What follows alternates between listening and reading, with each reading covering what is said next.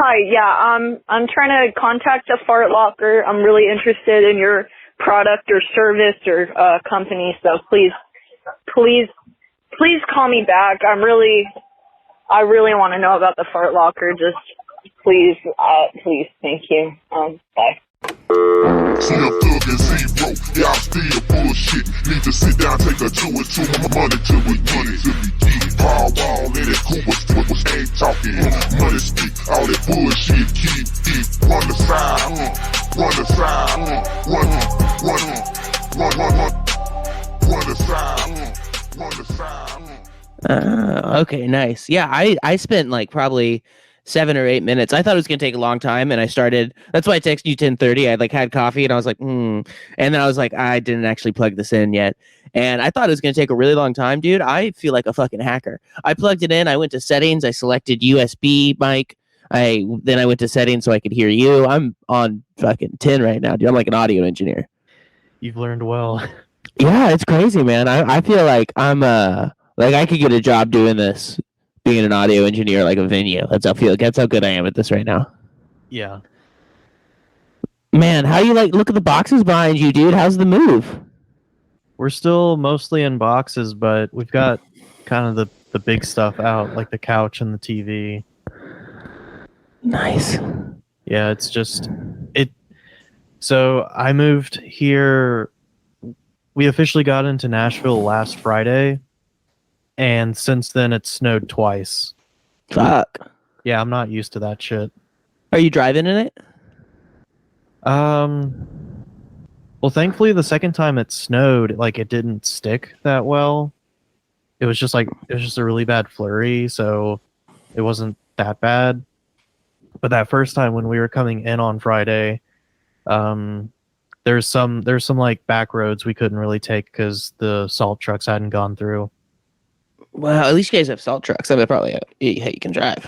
Yeah, That makes sense. It's not like Austin where 1 inch of snow makes the whole grid go down. Yeah, I have no clue how you're supposed to drive on snow, but I just did. I would not do a good job, but I didn't get into trouble, didn't hurt anyone, so I'm good. They never taught me that in like driving school, how to drive on. If they did, I didn't fucking pay attention. 'Cause I don't live places with snow. Places like that suck. No disrespect. No, that was the same thing at like learning in Texas. They're just like, okay, here's this section. I remember like for railroad crossings, our teacher's like, yeah, there's maybe like one railroad crossing street in Austin, so they're just like, you can read that whenever you want. And nice. All right, bet. You have to fully stop at every railroad, right? Or is that just buses? Is that just school buses that have to do that? That's buses, and the main thing is just when the bar goes down, like you have to, you're not going anywhere, and it's, I mean, there's not really that much to it. On the written test for my driving, you could get 8 wrong, and I got 8 wrong, and so like I barely passed. But like it was like stuff like how long can you drive in the center lane for? And I was like, I don't know, 100 feet, 100 yards. Fuck, dude, as long as it's chill. I figure like most of driving is just like use kind of common sense here. You know what I mean? Like that's what I figure. But most of the rules of driving is just like, yeah, be smart, be safe. Is that true? Yeah. Can you turn down your mic volume a little bit? Oh yeah, it's coming in a little fuzzy. How's that? I also always put the mic like right up to my fucking mouth, like I'm eating it. Yeah, that's a lot better. It's funny how like I'm 28. I've been had people tell me to not put the mic so close to my face for like 10 years. Over 10 years, people have been like, "Hey, get a little further away from the mic." You know, can't happen to me. Don't do it. I put my face all the way on it. You're like a hardcore rapper. I'm just excited to be here. right up in your grill. You're cupping around it. Every sound engineer's worst nightmare. Man, did I know you when I had the little 2-piece grill? I've seen pictures of it, but I don't. I was like 21. It was like $100. I thought it was like the coolest fucking thing. I was like, it's only $100 to get a couple teeth covered in gold. My buddy Steven got one. Oh, yeah. And I was like, oh, dude, this is it. He told me where to get it. He's like, best deal in Austin. Highland Mall. Went in there, got my. I still have it somewhere. Highland Mall. Mm-hmm. Got it, which is like half community college, half mall. I went and took a motorcycle written course there. It's funny, dude. It's like I was talking to a guy in there at Foot Locker, and he was like, "Yeah, I go to school here, and I work at the other." There's two different types of Foot Lockers in the mall. He worked at both of them and went to school there. And I was like, "Damn, dude, I can't wait for you to get an apartment here." So wait, he worked at. So there's just two separate Foot Lockers at Highland Mall, or was I don't know like, if it was two separate storefronts. I don't know if it's like women's Foot Locker or Foot Locker Junior or something. I know they do like lady Foot Lockers. Lady Could've Foot been that. Locker. Yeah, they call it the lady Foot Locker. Let's make a Lady Fart Locker episode. The Lady Fart Locker. We're not on it. We have two women do this. Yeah, we find Make like prank calls. we find the female equivalents in the Austin comedy scene of like us two. Easy. I'm a fucking copy and paste dude. Yeah. I did a personality test at work. Like they gave everyone a personality test, and I got mine back, and I was like, "Yep, that's me." Like it just like described stuff I think to me, and I was like, "Damn, I'm just a copy paste dude." Like there's a million people just like me, you know? Was it one of those like acronym ones where it's like you get the 4 letters? It was a predictive index. Oh, okay. I It don't was think I've pretty good. one of those. I can't even lie. Like it got me. I was like, damn, did you guys like hire someone to like spy on me? Or did like you guys just call a therapist I'd talked to in the past, you know? Yeah. Wild. That's why they need your medical records at work. So Did they your can work follow- ask for your medical records? No. Oh, okay. I don't know if my work has. I feel like that's crazy. Is that normal? No, that's not normal, but I know if you're using company insurance, like they'll see like what offices you're going to under that insurance.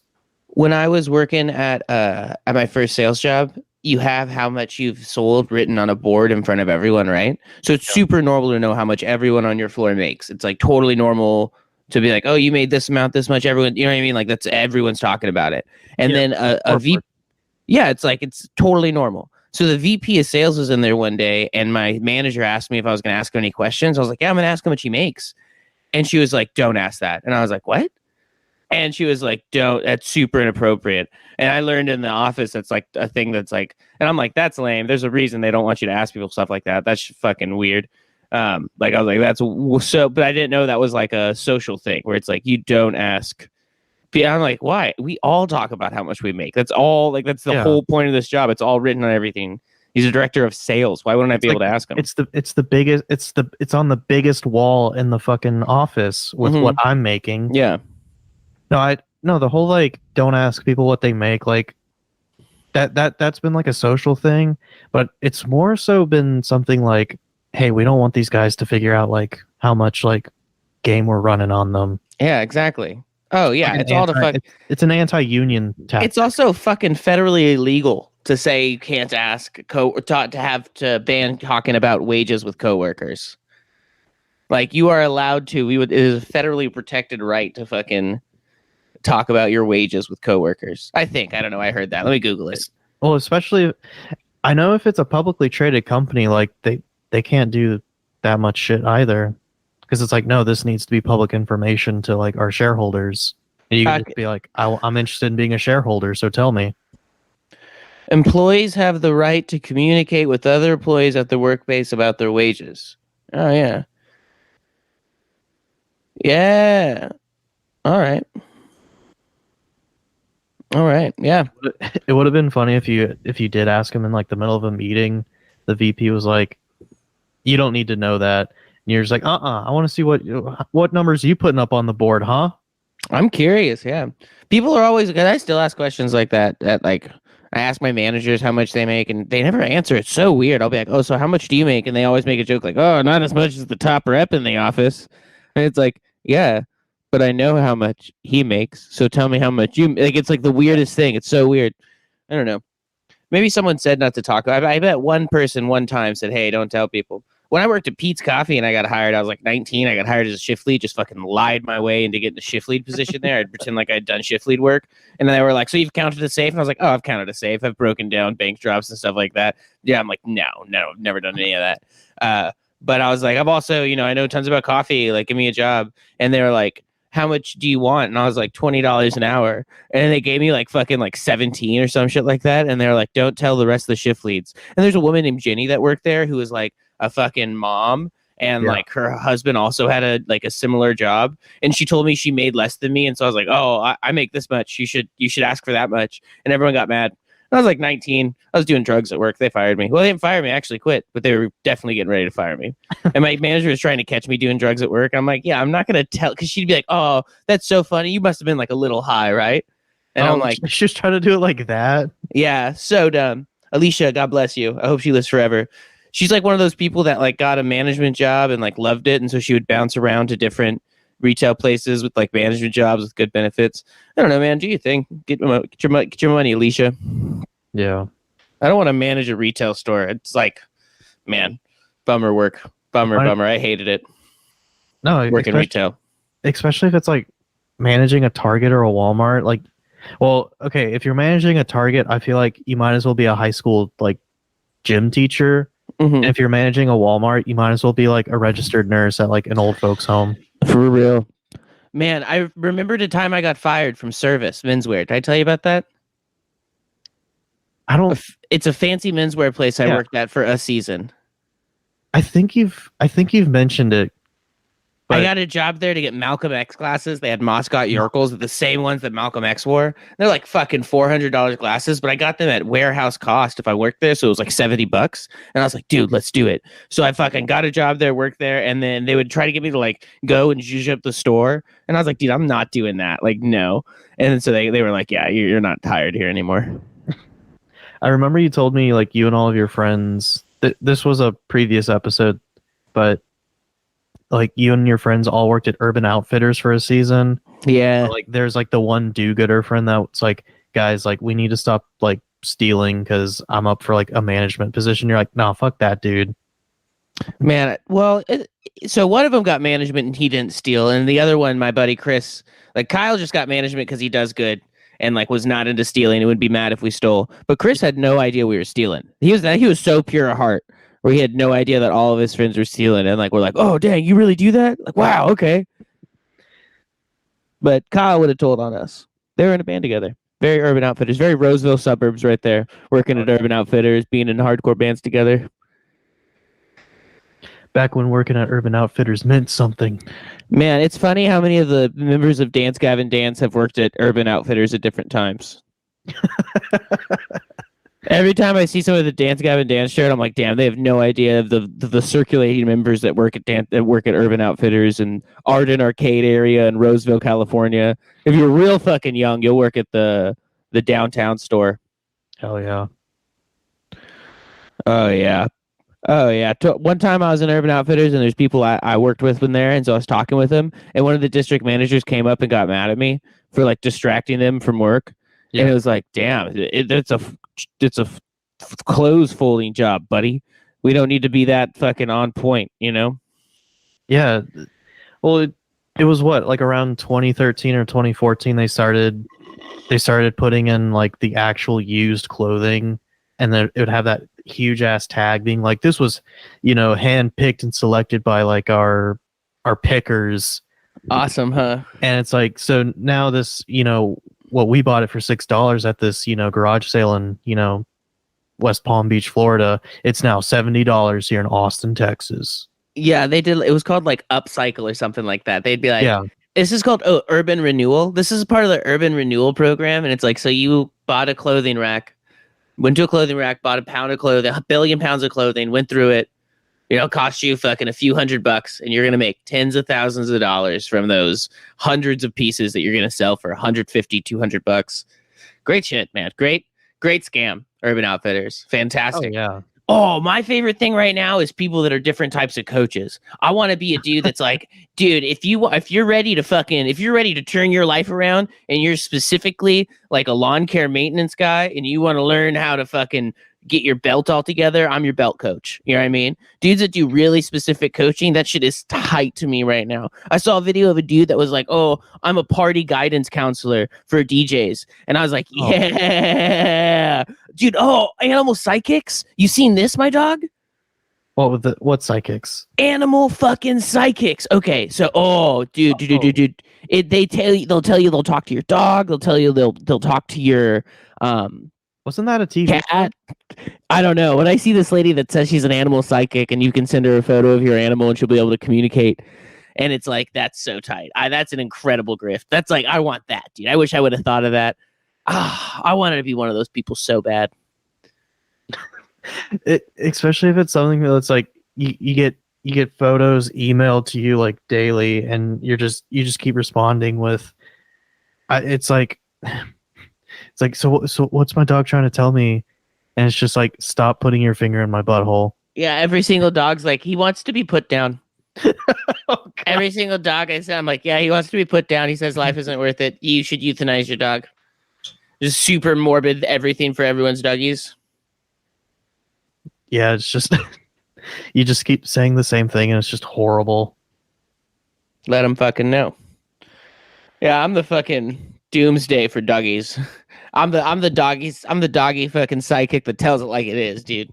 Your dog, dude, is weak. I'm telling everyone they have a beta dog. Yeah, seems like you got a beta dog. Tough, punch your dog in the face a little, toughen it up. Life's hard.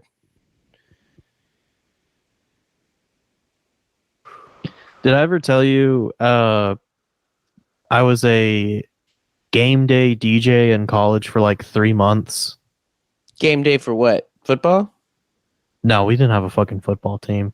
No, it was basketball and volleyball. What kind of music would you play for them? Whatever I fucking felt like, which is kind of why it was a very short-lived career. Did you put on noise music? No, I never went that far deep into the rabbit hole, but I would usually play just like thrash metal music or like hardcore punk. I would throw in some 80s classics too, but like always at the wrong time. Because I remember I was doing it was like a volleyball tournament that our school was hosting. And so it's just like, okay, we need someone like at the gym for like 6 hours because we're doing like 3 back-to-back like volleyball games. And I was the only one available that day because the other DJ they hired, like, he was out sick. And after one of the games, just kind of like the, show's over, everyone like, get the fuck out of here music, I put on another one, Bites the Dust, but like the losing team was still on the court. And so the NCAA rep was like running up to me. He's like, you turn that shit off right now. Like, you do not do that. That is unsportsmanlike conduct. And I was like, what? Like, I was like so like out of it. I was just like, what are you talking about? It's like, it's just for putting on another one Bites the Dust.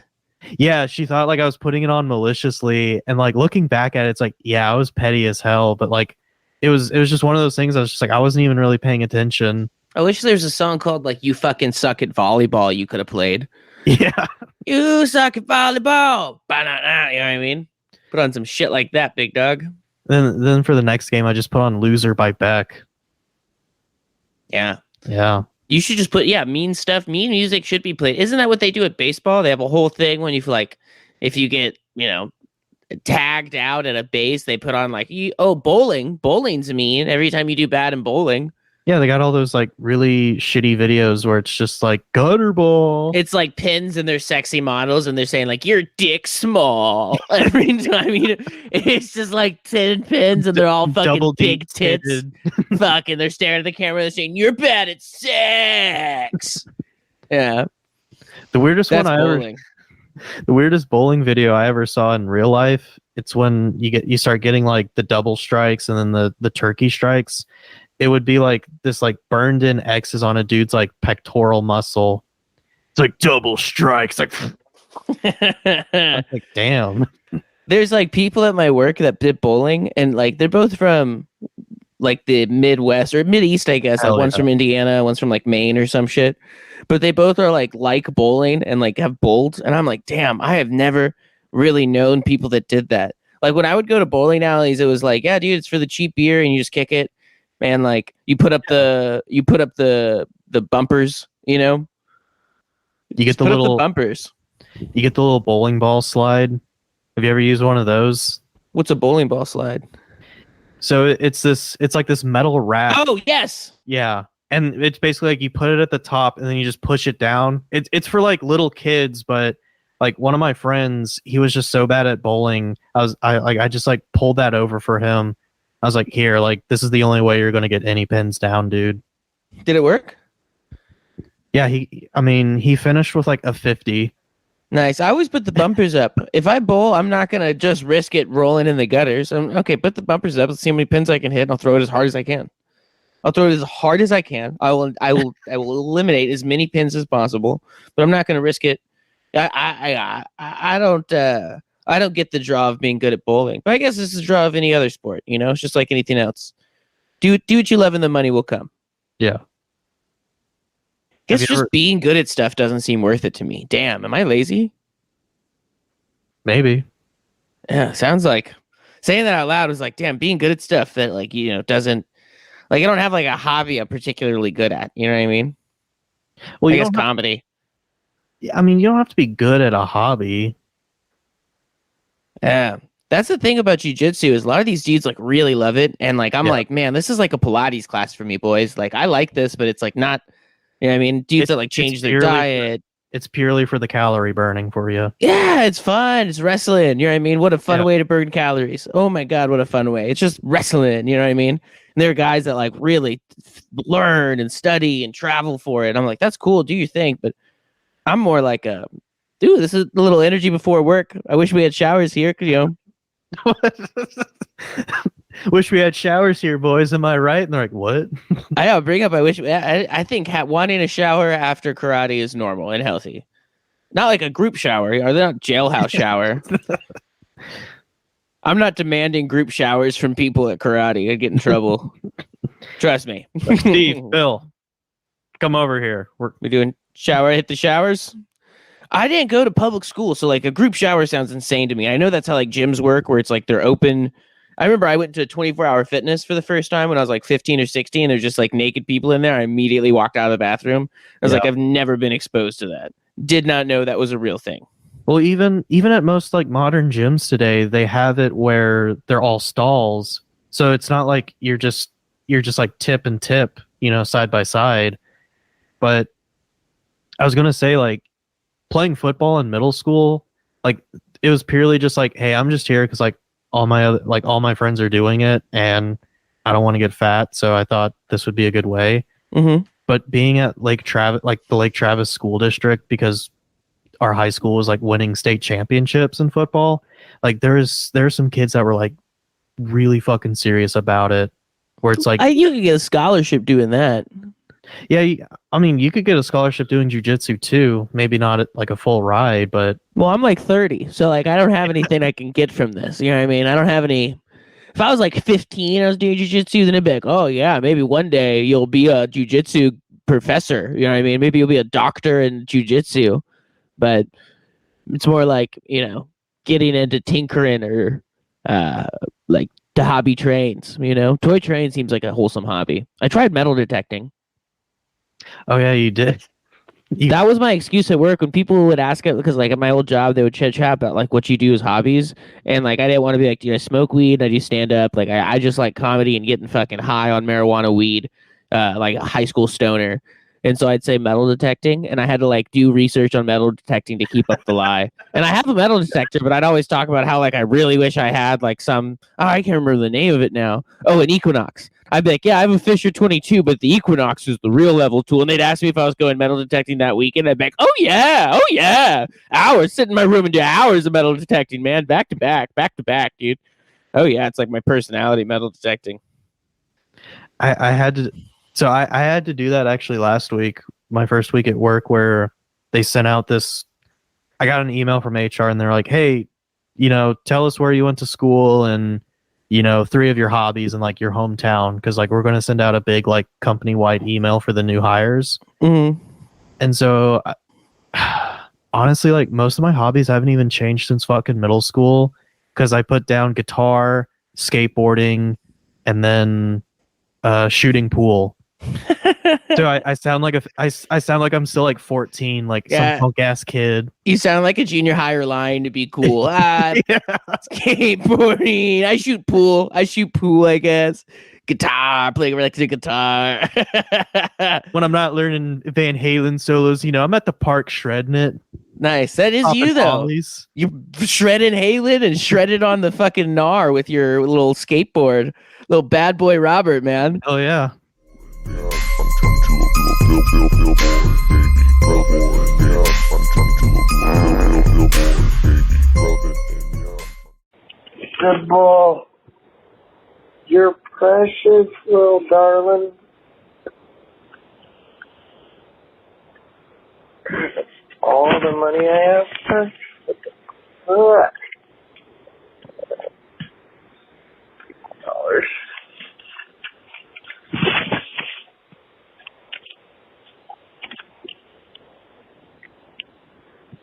$50.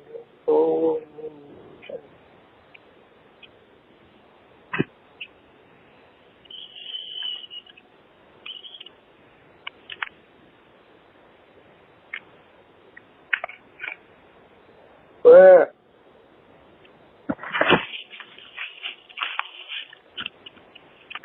Bro, I was at a gas station for a second. Yeah, where you been?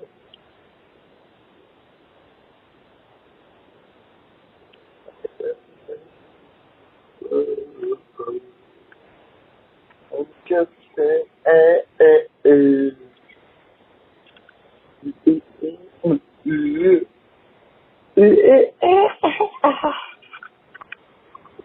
Okay. It's so hard to be a person, kitty.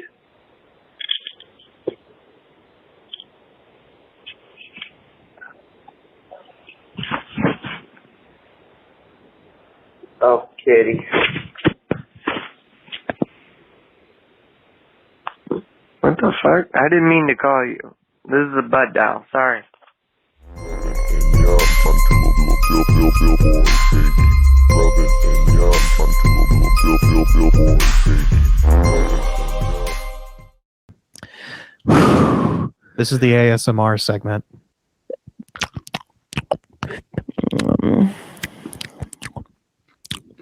Just the tomatoes and the trees for the tomatoes, trees to the tomatoes. Man, people that make money doing ASMR videos, good job. Good job. Going in for the drink.